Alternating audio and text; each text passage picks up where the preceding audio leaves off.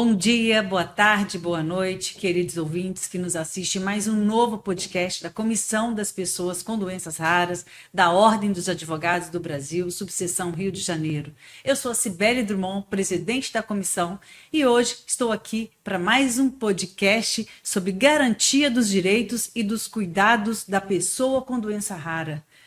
Sim, estamos no mês de fevereiro. O mês de fevereiro é uma época em que o mundo volta os seus olhos para o Dia Mundial das Doenças Raras.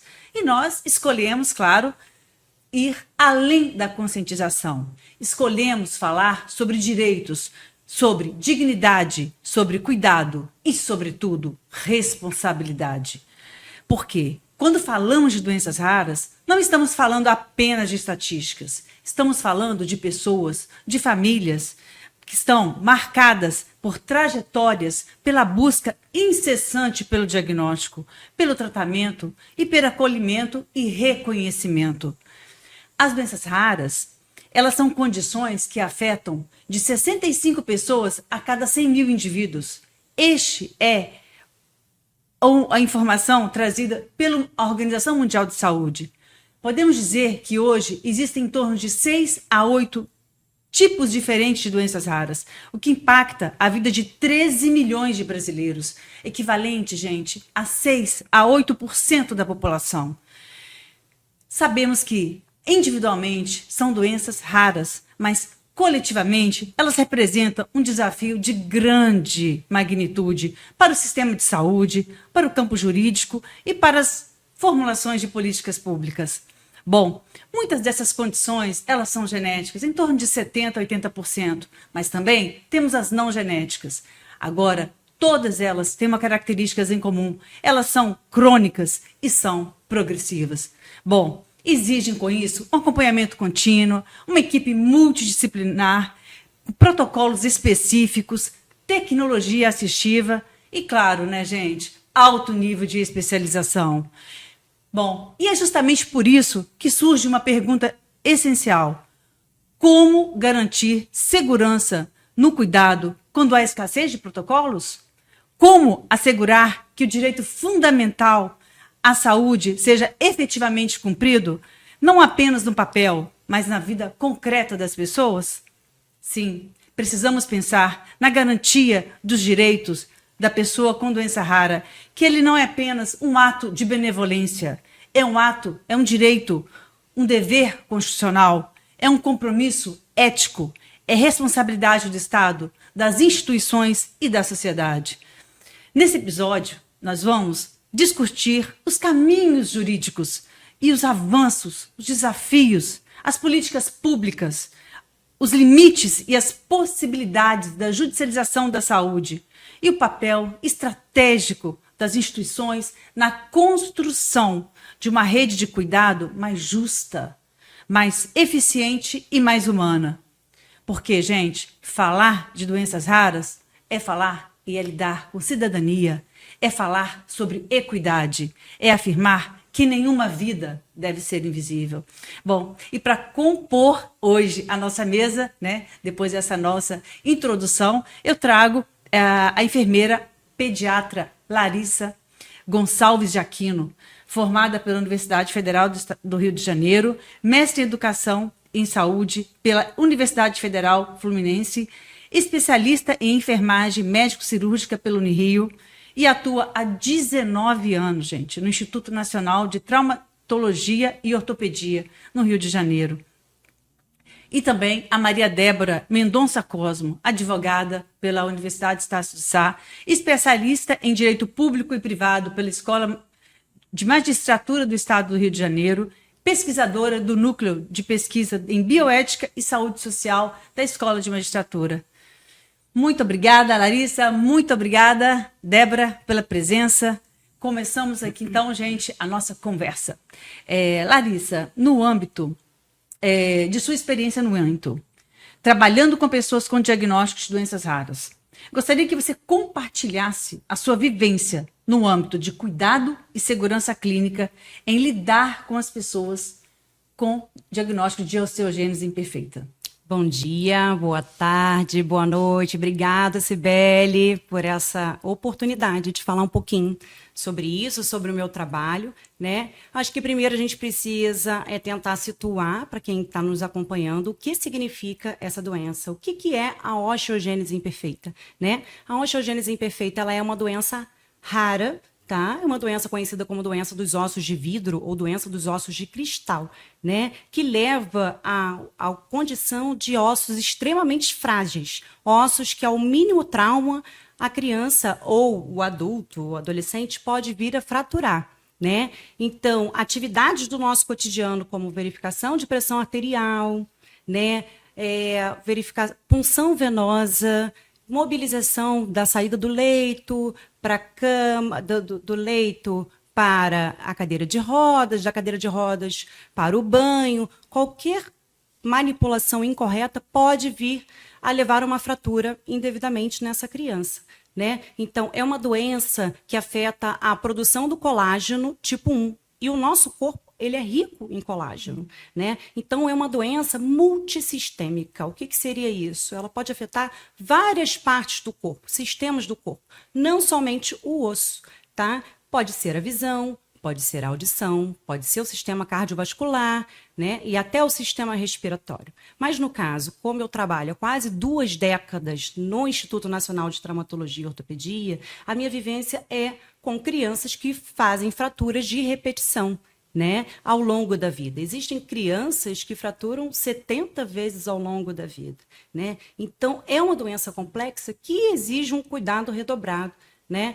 Então, o que a gente percebe na enfermagem, no contexto de doenças raras, é a escassez de protocolos para lidar com as diversas condições, né? Então, como a gente tem que trabalhar, né? A gente precisou buscar na literatura internacional, né, ver as vivências médicas e das outras especialidades, como a gente deveria abordar aquela criança, né? Então, isso foi uma coisa que, ao longo dos anos, a gente foi moldando o cuidado da enfermagem, né? E eu queria entender como seria a construção dessas práticas de segurança dentro do hospital que esses profissionais que atuam há muitos anos com essa criança estavam criando. Quais eram as estratégias? Por isso, ao longo do mestrado, eu reuni 28 profissionais do Instituto mesmo, do INTO, tá, para saber o que eles compreendiam como a segurança do cuidado, quais os riscos que essa criança tinha durante a internação. O que a gente precisava fazer enquanto enfermeiros e técnicos de enfermagem para não deixar essa criança vulnerável dentro de um ambiente que ela corre risco o tempo todo de fratura, né? Existem fraturas que ocorrem no cotidiano, corriqueiro. As crianças podem tropeçar dentro de casa, prender o pé, por exemplo, num tapete e vir a fraturar. Você imagine dentro de um hospital o que pode acontecer. Então, o tempo todo a gente tem que pensar em lidar com aquilo e tentar prevenir e mitigar esses erros, né? Dos resultados da pesquisa é que os profissionais identificavam que essas crianças precisavam ser mais visíveis. A gente precisava visibilizar a fragilidade óssea dentro do hospital, né? E aí, a partir de agora, a instituição, como uma estratégia de política de segurança do paciente, vai adotar uma pulseira de identificação de cor amarela, onde todos os profissionais podem ver que aquela criança precisa de um cuidado redobrado, né, na atenção, para que evite qualquer trauma ou lesão, né, que é característico da doença, tá? E, dentre outras coisas, surgiram também outros produtos, como a criação de uma boneca, que a gente colocou um gesso pélvico-podálico, né, que é para a gente orientar e fazer treinamentos de equipe, né, e treinar pais e responsáveis e crianças para como a gente fazer o tratamento adequado e o cuidado nessa situação. Perfeito. Então, ou seja, a partir do momento em que vocês, com o diagnóstico, conheceram quais são as condições, né, clínicas da pessoa que teve diagnóstico, vocês se adaptaram e criaram protocolos de atendimento para evitar problemas maiores, né? Exatamente. Perfeito. E aí, Débora, voltando para você agora a pergunta, quando a gente fala de crianças, né, com doenças raras, como foi o caso abordado aqui da osteogênese imperfeita, quais direitos fundamentais são assegurados a ela pela legislação brasileira e pelo Estatuto da Criança e do Adolescente? Gostaria que você expusesse um pouquinho para todos nós aqui. Bom dia, boa tarde, boa noite a todos. Obrigada, Cibele, pelo convite. Meu nome é Maria Débora, sou pós-graduada em Direito Público e Privado pela Escola da Magistratura, como bem a Cibele colocou. Eu sou negra, sou de estatura mediana, estou vestindo um vestido florido.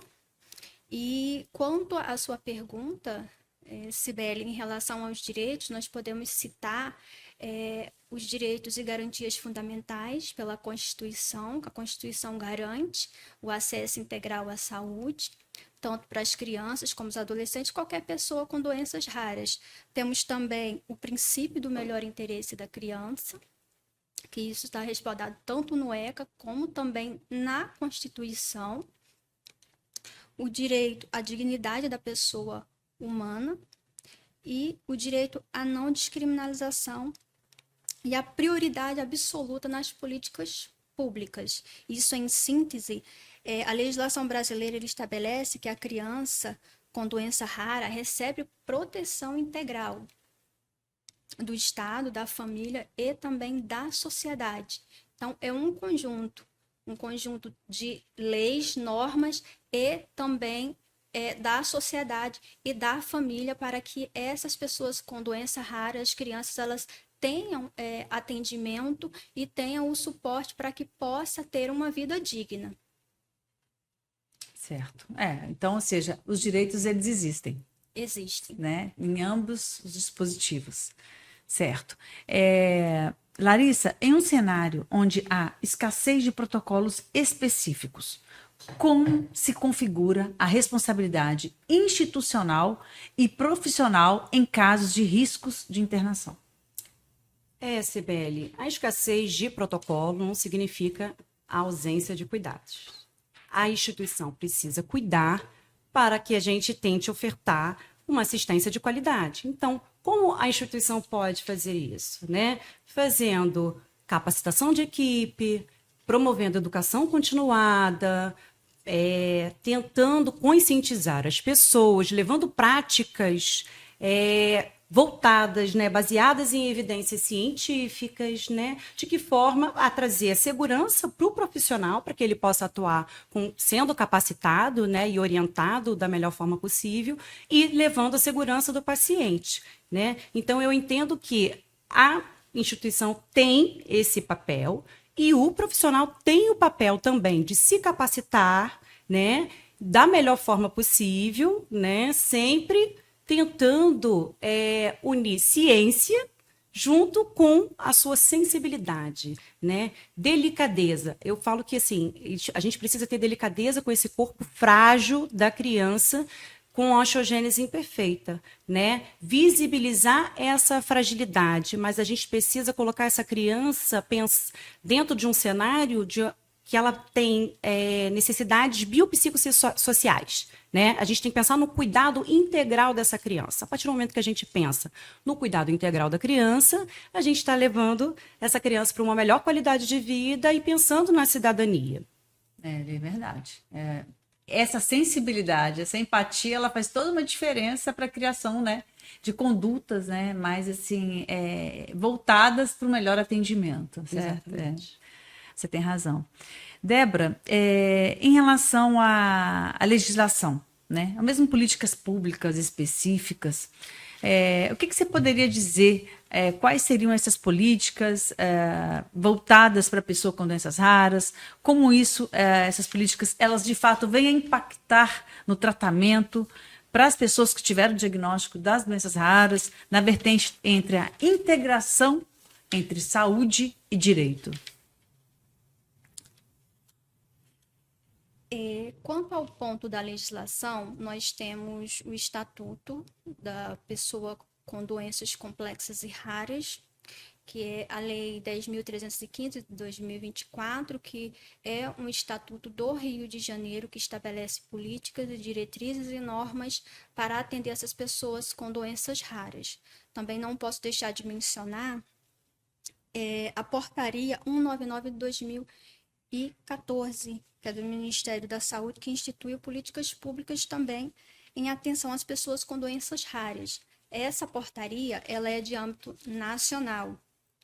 Então, estamos percebendo que a doença rara, ela está cada vez mais ganhando pauta no legislativo, judiciário, porque se faz necessário para que essas pessoas tenham atendimento com dignidade, porque o que mais se pauta dentro do âmbito da saúde, pelos que os médicos falam, é o diagnóstico tardio. Então, a lei ela tem que garantir a estas pessoas com doenças raras um atendimento prioritário para que venham a ter um diagnóstico rápido, para que se possa ter uma vida digna e que não possa levar essa pessoa a óbito, porque os diagnósticos tardios estão levando as pessoas a óbito e não têm qualidade de vida. É isso. Certo. A gente vê que um diagnóstico de uma doença rara, ela traz um impacto, né? Não apenas pessoal de quem foi diagnosticada, mas tem a questão familiar também, né? Que isso a gente não pode desconsiderar, né? O cuidador direto, o impacto econômico, social, que toda a família vem a enfrentar, né? Porque se faz necessário ter um cuidado, uma atenção mais pontual e mais de cuidado integral mesmo para essas pessoas. É claro que o diagnóstico, quanto antes ele for feito, melhor vai ser a qualidade de vida, a qualidade familiar, e assim a criança, ou que seja o adolescente adulto, entrar no mercado de trabalho, ter uma organização melhor em relação à sua vida, né? Tem também a questão psicológica dessas pessoas, porque não sabem o que têm, e até que se descubra o que realmente de fato que se tem, essa pessoa já sofreu, a família já sofreu psicologicamente, sem saber o que tem, qual seria o diagnóstico, e isso gera muitas incertezas e muitas dúvidas. É verdade. E, gente, agora para vocês duas, né? Eu gostaria que vocês discorressem um pouquinho sobre a questão da segurança clínica, né? Como uma questão técnica e também uma questão de garantia de direitos, né? Pois quando nós investimos em protocolos, capacitando, né, capacitação, a escuta qualificada, nós estamos promovendo não apenas a qualidade assistencial, mas também a cidadania. Então, eu gostaria que vocês falassem um pouquinho sobre isso. Sibeli, eu entendo que segurança clínica não é somente a gente pensar em técnica, né? Dentro do contexto hospitalar, a gente pensa na segurança do paciente, a gente pensa no contexto que aquele paciente está inserido, né? Nas histórias de vida, né? Então, a osteogênese imperfeita, né? Aquela criança tem uma fragilidade, mas dentro daquela fragilidade existe uma força muito grande, uma resiliência muito grande, né? Dessas famílias, dessa criança, e tem toda uma história de vida por trás disso tudo, que a gente precisa respeitar, né? Eu lembro que na minha pesquisa, uma técnica de enfermagem disse assim: a gente tem que considerar o conhecimento científico, mas às vezes eu acho que o conhecimento da mãe é maior do que o conhecimento científico. Porque não estou falando contra a ciência, eu quero que vocês entendam. É somente que a vivência daquela família é a vivência única, é singular. Então, eu preciso saber identificar as necessidades daquela criança a partir da voz da criança. A gente precisa dar voz àquela família e entender qual é o processo de cuidado que é feito no domicílio para a gente também tentar adequar isso dentro do hospital, né? Então, a partir disso, a gente constrói, acho que um cuidado com mais qualidade. Então, devolve a cidadania para aquela família, para aquela criança. De fato, a escuta ativa, né? A escuta ativa, Por isso, qualificada. a participação da sociedade civil, né, que tem o diagnóstico, é muito importante, né? Exatamente. Certo. Débora? Sobre o viés jurídico, posso destacar a segurança clínica, que deve ser entendida não apenas como uma questão técnica da assistência em saúde, mas também como garantia de direitos fundamentais do paciente. Isso é muito interessante. E a implementação de protocolos e capacitação de profissionais e escuta qualificada, conforme a Larissa falou, que isso é muito interessante, você ouvir o paciente, ouvir a família do paciente. Acho que isso é muito interessante e isso leva muito em conta para que esta pessoa possa se sentir acolhida. Essa escuta qualificada, ela também pode promover não só a qualidade de atendimento, mas a efetivação de direito à saúde e da dignidade da pessoa humana, fortalecendo a cidadania e assegurando a prestação assistencial que o Estado e a sociedade devem ofertar a essas pessoas com doenças raras. Certo, gente. Então, agora a gente vai fazer, né? Agradeço imensamente pela contribuição de vocês, né? Vamos fazer agora uma pergunta, né? Já chegando aí na nossa fase final aí do nossa... Infelizmente, passa tão rápido, né? Que para a gente poder estender mais, mas infelizmente a gente de fato tem o nosso tempo. Gostaria que vocês, Larissa e Débora, se vocês pudessem deixar uma frase, uma reflexão para resumir o que significa garantia dos direitos e dos cuidados da pessoa com doenças raras. O que vocês diriam? Eu trouxe uma frase, eu vou ler rapidinho, que eu acredito que seja: garantir direitos e cuidados às pessoas com doenças raras é reconhecer que cada vida, por mais delicada que pareça, carrega uma força que merece ser protegida. Então a gente precisa garantir os direitos dessas pessoas com doenças crônicas. É verdade. Muito bom. Débora? Eu também trouxe aqui uma reflexão, principalmente no âmbito jurídico, que é garantir os direitos da pessoa com doença rara, é assegurar acesso digno ao cuidado, tratamento adequado e proteção integral, é afirmar que nenhuma vida é rara demais para ter seus direitos plenamente reconhecidos, protegidos e respeitados. Eu acredito que o direito ele tem que sair do papel e ser mais efetivo, porque essas pessoas elas precisam ter vida e vida com dignidade. É o que todo ser humano precisa e necessita. Muito bem, muito obrigada. Bom, gente, agradeço imensamente a vocês, né, pela oportunidade de estarmos aqui a compartilhar, né, mais um podcast nesse mês de fevereiro, o mês em que se celebra, né, as doenças raras. Nada melhor do que a gente expor a vocês um caso concreto, né, de protocolos que foram criados a partir da empatia, do cuidado, um trabalho que adveio de uma pesquisa, né, de uma pesquisa, de um estudo, de um acompanhamento. Acho que é um modelo muito interessante para a gente pensar e, por que não, estender a outros protocolos, né? Termino também fazendo a minha autodescrição, né, porque não falei no início, mas eu sou uma pessoa branca, de pele branca, cabelo loiro, né, longo, abaixo do ombro, pele clara, olhos azuis. Estou vestida com uma camisa azul marinho e uma calça preta e um sapato vinho. Agradeço de coração a todos pela contribuição, né, por estar aqui hoje a nos representar. Larissa, muito obrigada. Débora, muito obrigada. Obrigada. Muito obrigada. Obrigada a todos. Obrigada, Cibele. Até mais, gente. Até mais. o próximo. Tchau, tchau.